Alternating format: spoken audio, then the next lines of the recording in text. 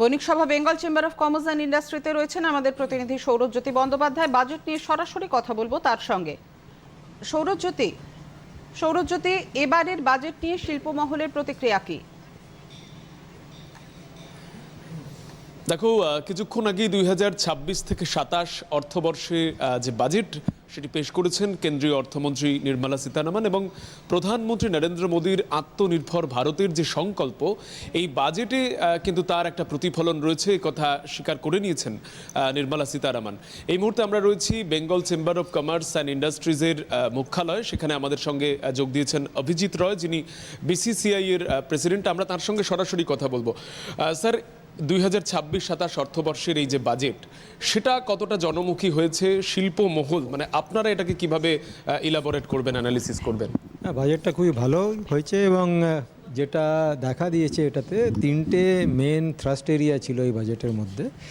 এক নম্বর, যেটা ফিসকাল ডেফিসিটটাকে কন্ট্রোলে রাখা হয়েছে, এটার অর্থ হচ্ছে যে ইনফ্লেশন হবে না সিস্টেমে, এবং যে মেন ক্যাপেক্স এক্সপেন্সেস যেটা 11 লাখ কোটি থেকে বাড়িয়ে 12 লাখ কোটি করা হয়েছে, তো এটার জন্য ইনফ্রাস্ট্রাকচার ডেভেলপমেন্ট হবে। সো এক নম্বর হচ্ছে এই জিনিসটা। 2 নম্বর হচ্ছে যে প্রোডাক্টিভিটি আর এফিসিয়েন্সি বাড়ানোর জন্য তিনটে থ্রাস্ট সেক্টর চুজ করে নিয়েছিল এবং সেটা দেখা দিয়েছে যে যেখানে আমাদের ইন্ডিয়ার স্ট্রেংথ ভালো, অর্থাৎ pharmaceutical and health care, second হচ্ছে ইলেকট্রনিক্স যেখানে আমরা কাজ করতে আরম্ভ করেছি, এবং 3 নম্বর হচ্ছে আইটি অ্যান্ড এআই। এই তিনটে ইন্ডাস্ট্রির ওপরে মানে নানা রকমভাবে সাপোর্ট করা হচ্ছে যাতে এই ইন্ডাস্ট্রিগুলো একটু বেশি প্রোডাক্টিভ হতে পারে এবং আমরা বিদেশে এই জিনিসগুলোকে এক্সপোর্ট করতে পারি। যেরকম ফার্মাসিউটিক্যালে যদি দেখা যায় যে ওরা একটা ফান্ড ক্রিয়েট করছে, special fund for innovation purpose, R&D যাতে হয় ভালো করে। আমরা জেনেরিক ক্যাটাগরিতে জেনেরিক মেডিসিন এক্সপোর্ট করে থাকি, কিন্তু এই রিসার্চ লেড যেটা ইনোভেশন আছে সেইখানে আমাদের এতটা স্ট্রেংথ নেই, সেটাকে বাড়াতে হবে এবং সেইটার জন্যে এনকারেজ করার জন্য একটা ফান্ড তৈরি করা হয়েছে। সেকেন্ড, যেটা দেখা দিয়েছে যে ইলেকট্রনিক্সে আমরা গত কিছু বছর ধরে আমরা এটার উপরে এফার্ট দিচ্ছি। সেমিকন্ডাক্টর আমরা প্রচুর নিজেরা এখানে এখন বানাতে আরম্ভ করছি। এর সাথে সাথে যেটা ইলেকট্রনিক কম্পোনেন্টস যাতে বানানো যায়, তার জন্য 40,000 কোটি টাকা সরকার এখানে একটা ফান্ড তৈরি করেছে, যেটাকে সাপোর্ট করার জন্য এই ইন্ডাস্ট্রিয়াল সেগমেন্টটাকে।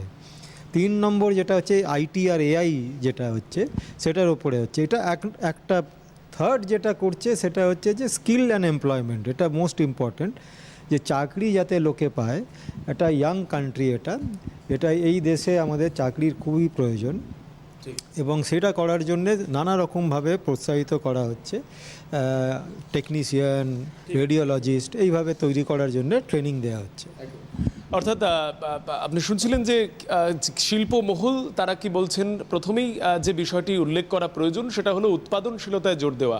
আমদানির দিকে যেন ভারতবর্ষ সফলভাবে তার নীতি স্থির করতে পারে এবং দেশীয় উৎপাদনে জোর দেওয়া, তার পাশাপাশি কর্মসংস্থান সহ বিভিন্ন ক্ষেত্রে উৎপাদনশীলতার দিকে কিন্তু এই মুহূর্তে নজর রাখা হচ্ছে। এবং এই বাজেট যে শুধুমাত্র শিল্প মহলের জন্য উৎকৃষ্ট তা নয়, বরং সাধারণ মানুষ একেবারে জনপরিষেবা পেতে যেন তারা সর্বদা তারা যেন সেই পরিষেবা সরাসরি একেবারে তলানিতে পৌঁছানো সম্ভব হয়, যাতে করে সাধারণ মানুষ সেই বাজেটের সুফল পেতে।